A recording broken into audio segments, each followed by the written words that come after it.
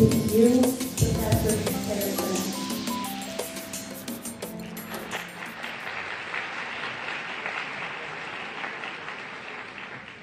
Thank you, Christina, for this nice introduction where you said nice things about me, but since I don't understand Portuguese, I hope they were nice things.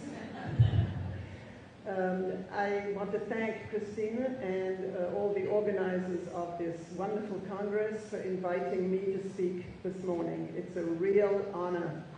And since I could not come 2 years ago, I am all the more grateful that you hung in there and invited me again. I also want to thank Carolini, who's going to help me with the software and the technology. So I thought I would contribute to the topic of this Congress, Language and Society, by giving you my view on the role that language has played, that culture has played and is playing in foreign language study.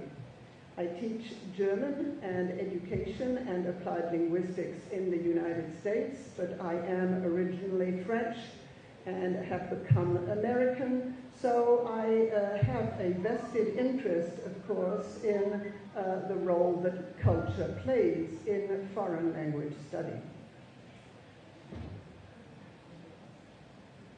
The outline of my talk will be the following. I will give a little bit of a historical background. The field of computer-mediated, intercultural communication. Nowadays, there is a field that is growing in importance and calls itself intercultural communication. Just as a parenthesis, the influence that large publishing houses can have on the emergence or the spread of new fields is the upcoming publication of a handbook of intercultural communication edited by Jane Jackson at Routledge. And Routledge, for instance, as other publishers, have an enormous influence on which field emerges as new. And the field of intercultural communication is big in Europe. It is starting in the United States. In Australia, intercultural communication is extremely important among language teachers and language educators. The field of intercultural communication has almost taken in cross-cultural pragmatics, interactional analysis, and many other fields that have to do with cultural and ethnic difference in applied linguistics. And finally, computer-mediated communication. I will be talking more in my example about the influence of technology on the study of culture in language study, particularly computer-mediated communication of the Skype type, where you can have access directly to people who live far away. And what does that do to your understanding of foreign cultures? Does it bring them closer to you, or does it eliminate the foreign? That is a very interesting question that is being debated and researched right now in applied linguistics, and whether email, the internet, blogs, and other Twitters and electronic devices actually promote intercultural understanding, or in fact exacerbate intercultural misunderstandings. And that's what is being researched right now in applied linguistics. To sum up how the field has developed, I want to capture it in making the distinction between structuralist and post-structuralist or late modern ways of studying culture in language study. Following Saussure, of course, but Saussure was not into culture per se, but Lévi-Strauss, the father of structural anthropology, and Propp, the morphology of the folktale, We have a tradition of studying culture in applied linguistics that I would call structuralist. It is interested in cultural phenomena as objectively observable, as when you study exotic foreign cultures. They are bounded, stable, and predictable, which is why, for instance, the business world is very interested in structuralist intercultural communication of the kind, for instance, that you find in Ron Stolan's book, Intercultural Communication, that sells very well in the business world because it gives you ways of predicting how your interlocutor is going to respond or to react based on his or her national culture.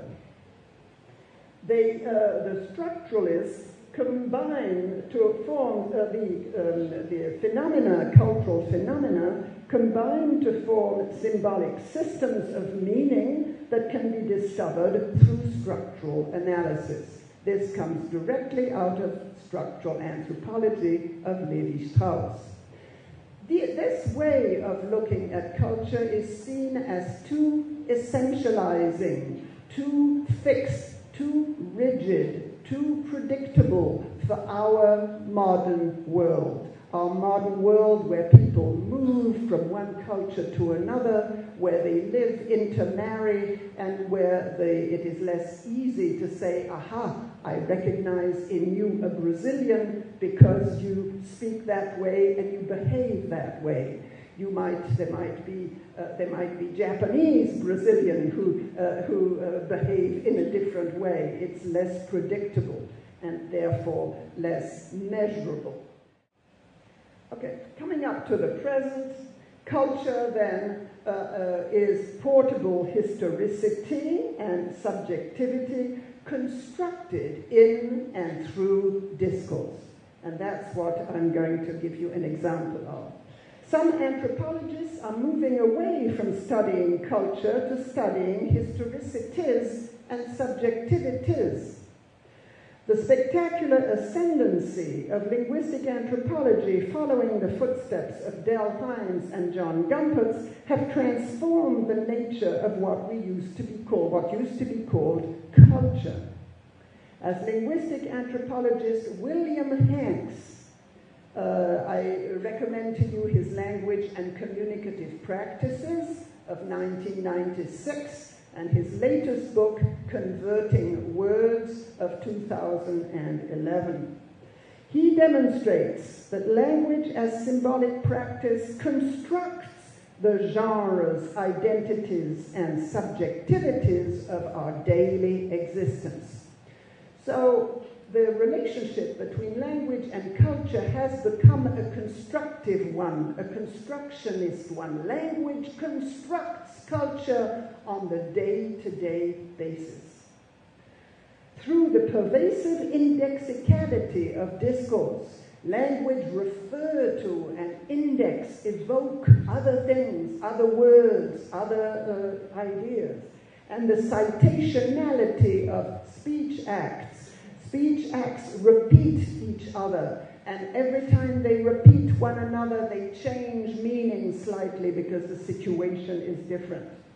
Present utterances are permeated with prior discourses that erupt into the present and bring about both the historical continuity and the discontinuities of culture.